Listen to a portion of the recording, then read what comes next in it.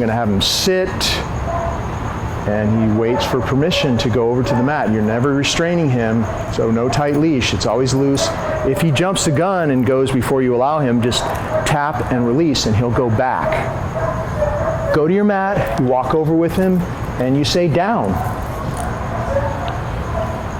It's a very hot day today, so we're all a little bit slow, but you can see he's a little bit slow today. Good. So what I start out with doing was just practicing a down stay, stepping in front of him to the end of the leash, rewarding him as I walk towards him. I swing in like this. See how I come straight at him with that? I just put it on the mat, and he waits respectfully until I place it there and withdraw.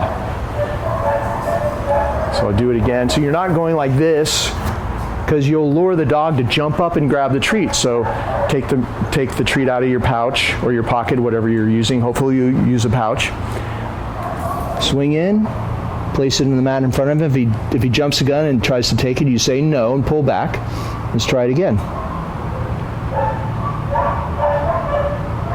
Good. It was probably 5 seconds.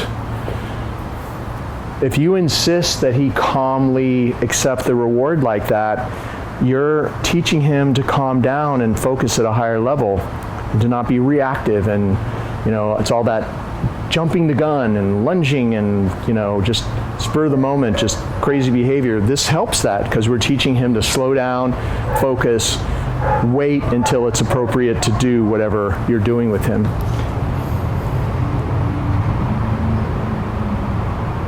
Good. It's that calmness. That's what this is all about, is getting him used to being, and now he's going to chew on the mat because, he's a high-strung dog. But if you ignore it, he'll usually stop. And if I give him a chance to get rewarded again, I walked around both ways. He didn't pop up. That's just a basic downstay.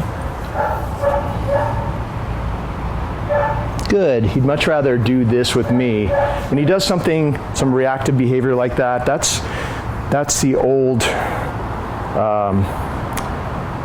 Sebastian. That's his name from when he came from the rescue. That's the old Sebastian coming out, but it's starting to die off because we're practicing all these training techniques every day with him, and so he's starting to calm down and become a little bit more civilized, easier to handle by humans.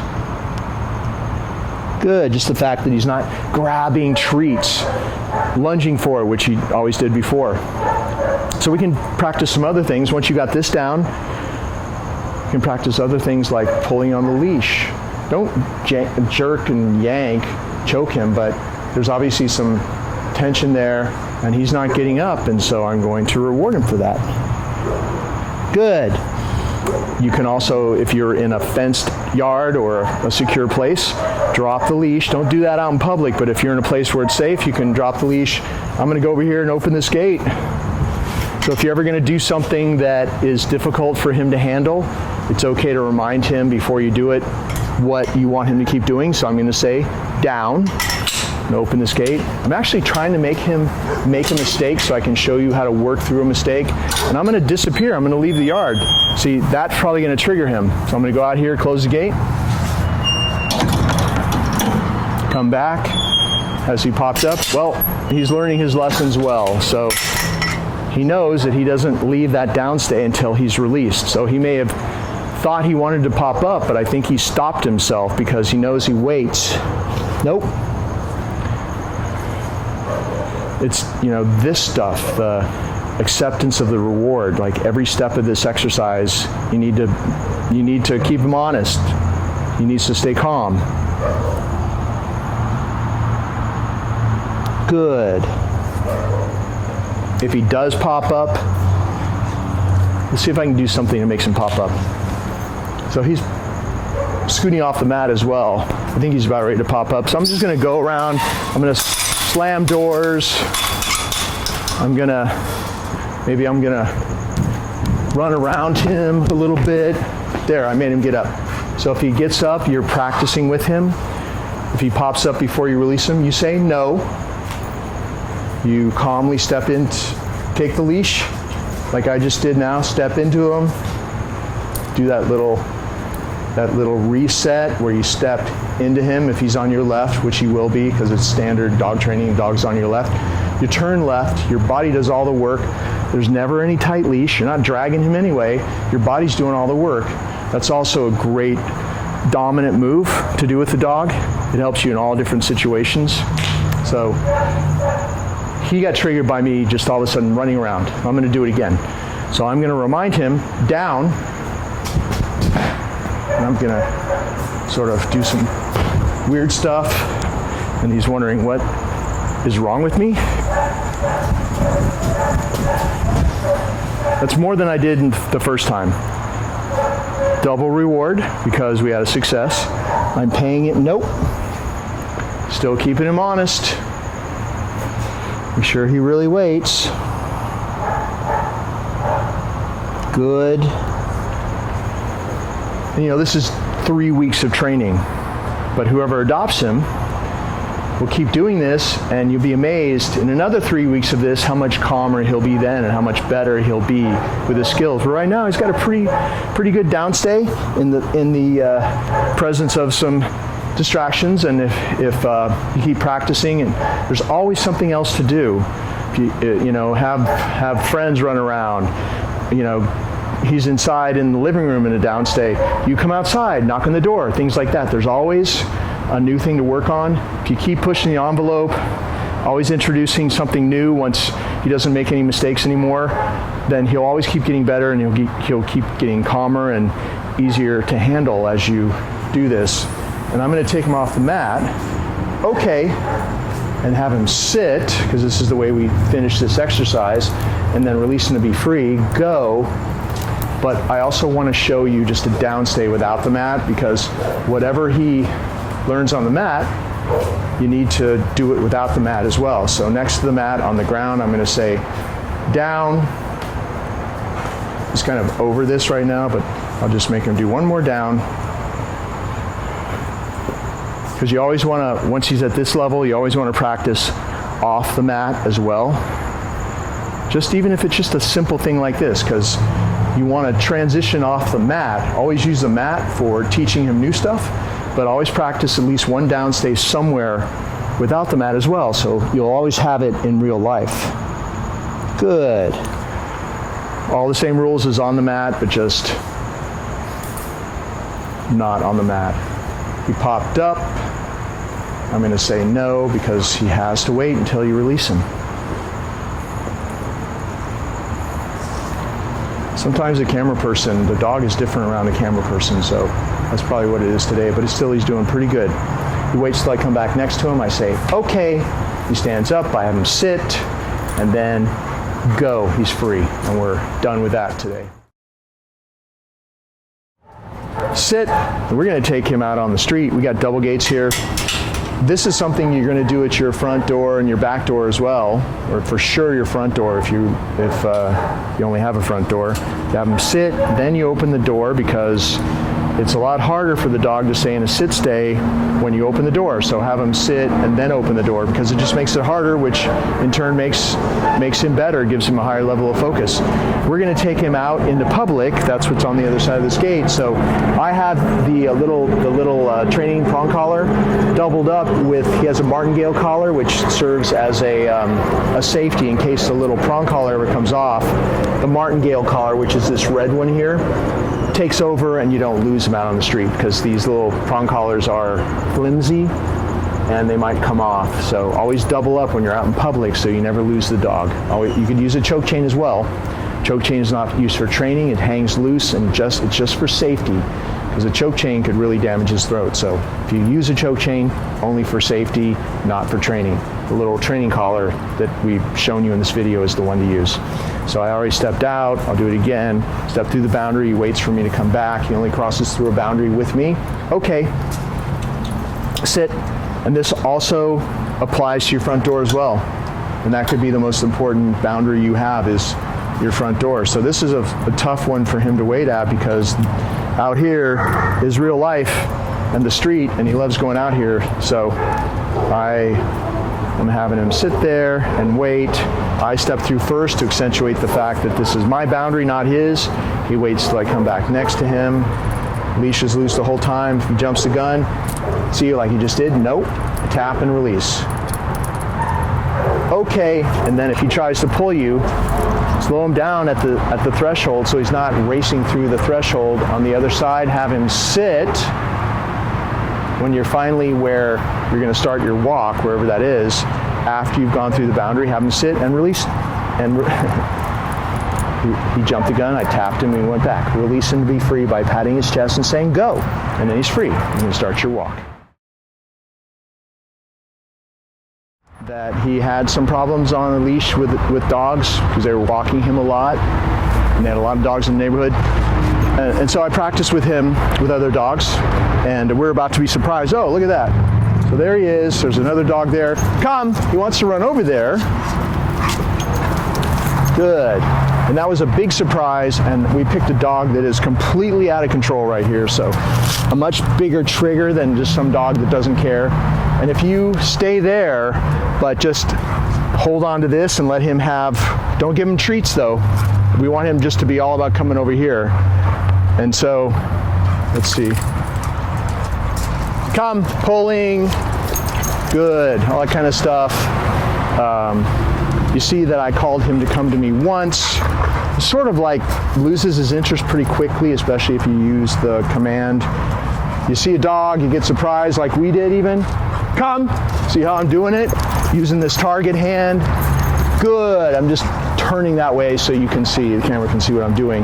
But this doesn't have to, in emergency, it doesn't have to have a reward in it. He doesn't know it's empty, so in an emergency, come on pup. He sees the dog, he wants to go over there.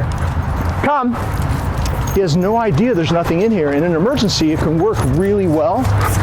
Good boy. Just love him up extra. You might feel a little bit cheated, but you averted a big disaster. And then, you should be out when you walk him. You should always have some rewards just in case. It really helps. Then you can load up then, give him a big handful of treats because he did the right thing. But you also notice we're not choking up on the leash. The worst thing you can do to cause all kinds of issues is to restrain. Oh, like this kind of stuff. Oh, that's not good. All that kind of stuff. This dog is really strong. So you never want to do that with a dog like this, but really any dog. It's so much easier for everybody just to keep the leash loose. And it's a tap, tap. And you see how I'm doing it? If I'm walking him, normally I'm just walking, left hand leash, my right hand's free. Come, just to do that. Good boy. That was, again, no treat. But you notice how I'm doing that is come. Good. The pet, everything. The treat, the pet, the good happens simultaneously when you call him to come to you and you don't have it. Come. Good boy. You don't want to do it over and over and over again, but in an emergency, because of the way you practice, it always works. And back to this dog over here. You can see he wants to go over. Come. A lot of dogs, like he might just want to play. Good boy. But if another dog reacts badly, he might get in a fight. It's very possible. He has played with other dogs before. We know he's good with another dog that he likes in general. He doesn't want to go after every dog he sees. But with this breed especially, when they get overstimulated and they play rough, sometimes things get out of hand. So if he happens to be in a household with another dog, just practice this stuff on a leash with your other dog. You got 2 people in the household, just call them to come away from each other 2 minutes a day from day 1, and you'll have that. It'll be ingrained in them. Then you can, when they're playing in the front yard or something, backyard, and it starts getting a little rough, you can say, come. They'll both come running. It works really well. So I just wanted to show you what we've been doing with him out on the street, with meeting another dog, and also how to handle the leash. Always a loose leash. If he is pulling instead of doing this and all that kind of stuff, tension on the leash creates tension in the dog. Don't forget that. Causes more stress and leads to aggression. Staring and leash tension could easily lead to aggression. I'm not saying he's aggressive. You see how he is. He's actually pretty cool. But it's because of the way he's been handled lately. So stay away from those two things. If you have to do that, just come, call him to you. Good. And the pulling stops. He turns his back on whatever it is, comes back to you, and usually he's going to hang out next to you like this, because when we call him to come to us, it's always come, like this. Good. See how my left hand's free to just take the leash? He's used to staying here. If he doesn't have a leash on for some reason, you're practicing on your property in your backyard or something, hook your hand under one of these collars, because if you don't do it, he's a super smart dog, big personality. He's going to try to mess with you, grab the treat and run off. That's what he's going to do. So you're getting him used to come, good. He's used to staying with you. And ideally, even if there's not a leash, you got your hand under the collar, do your little circle and get him out of there. Always turning left into him. Sit. We have been practicing a greeting routine every day with him, with different people. And the way I do it is I have him sit, I step over to the person that we're greeting, I give them a little tasty treat. That he knows how this goes. He's done it at least 30 times with me with different people. And he's waiting until I pat his chest. See how the leash is never tight? He's really waiting until I pat his chest and say, go say hi. The hands are all down that level. There's no jumping. Come. You see how automatically he's starting to do that? Let's come back to me. Sit. Before I even call him to come to me. When I first got him, I noticed that he was very disrespectful in a playful way, but he's very strong, and he would jump and he would want to play and just a little bit out of control.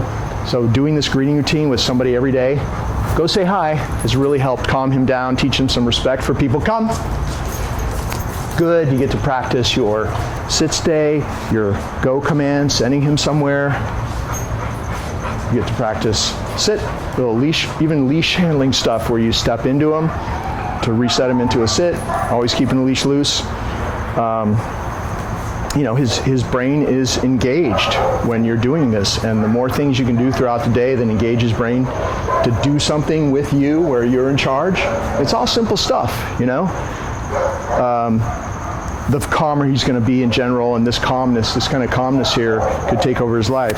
And I can even throw in a little sit stay before I send him over. Go say hi.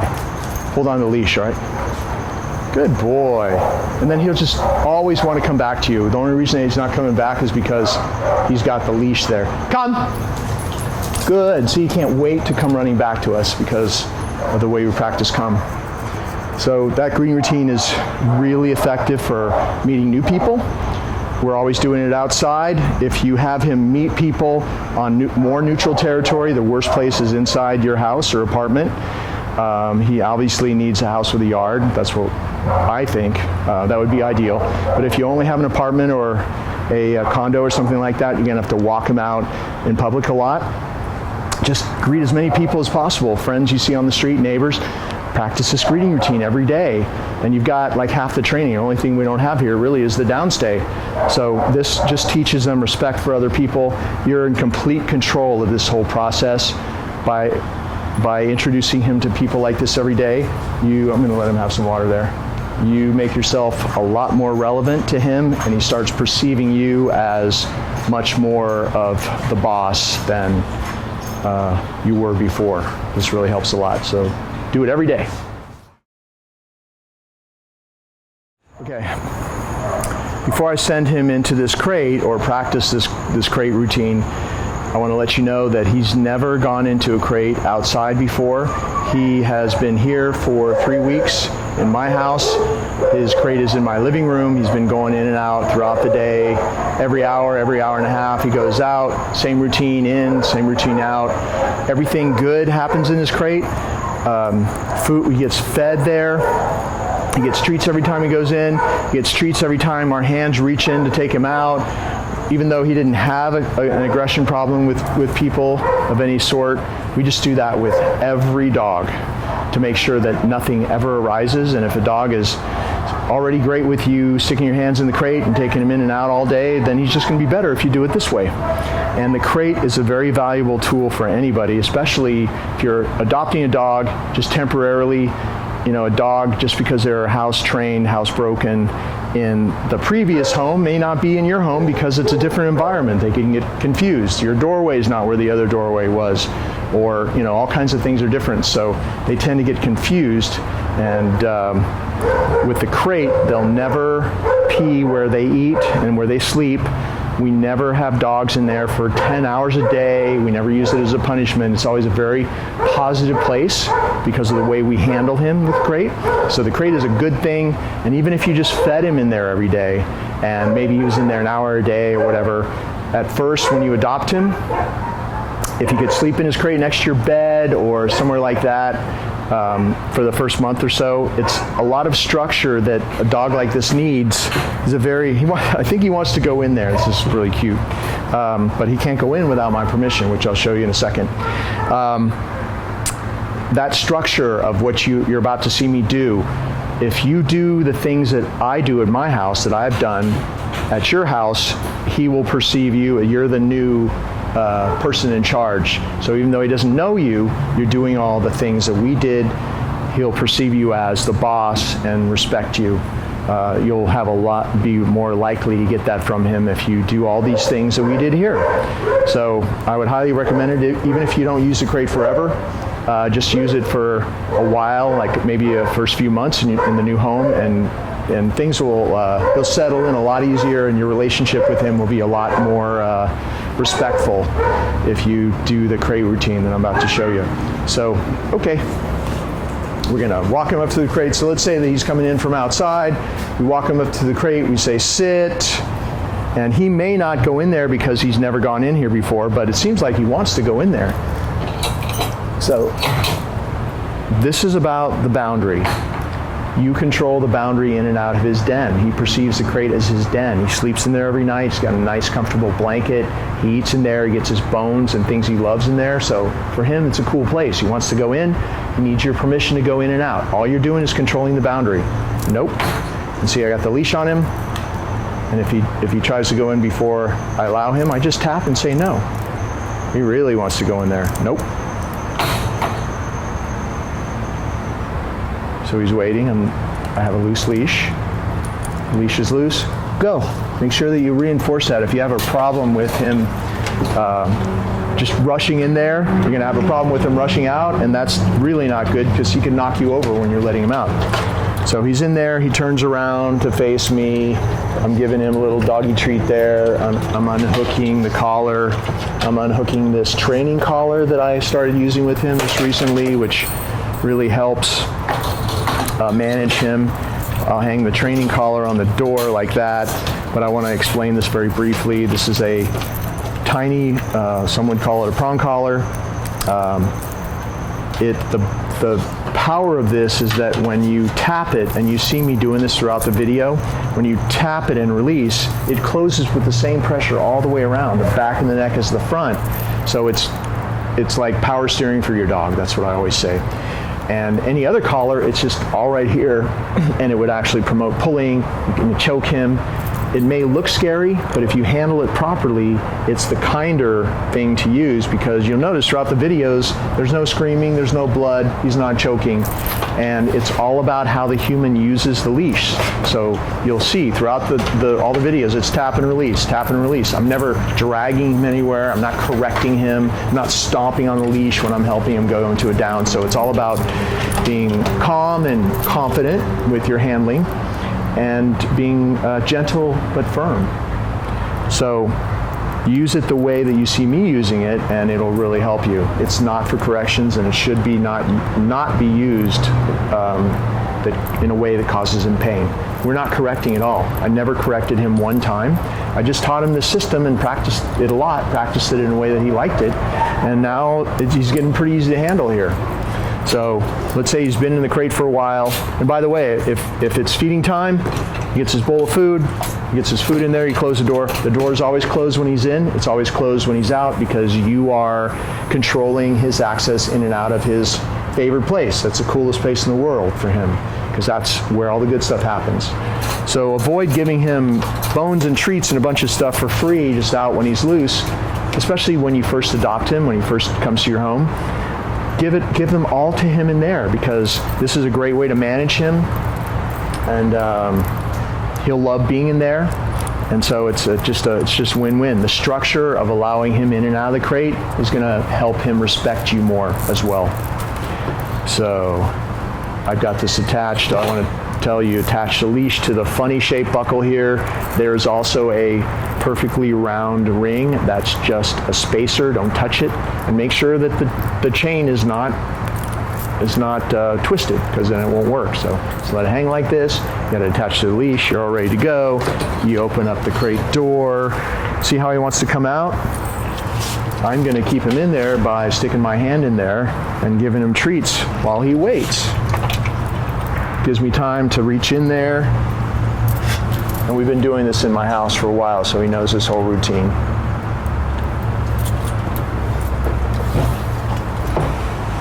And I would like him to stay in there until I stand up.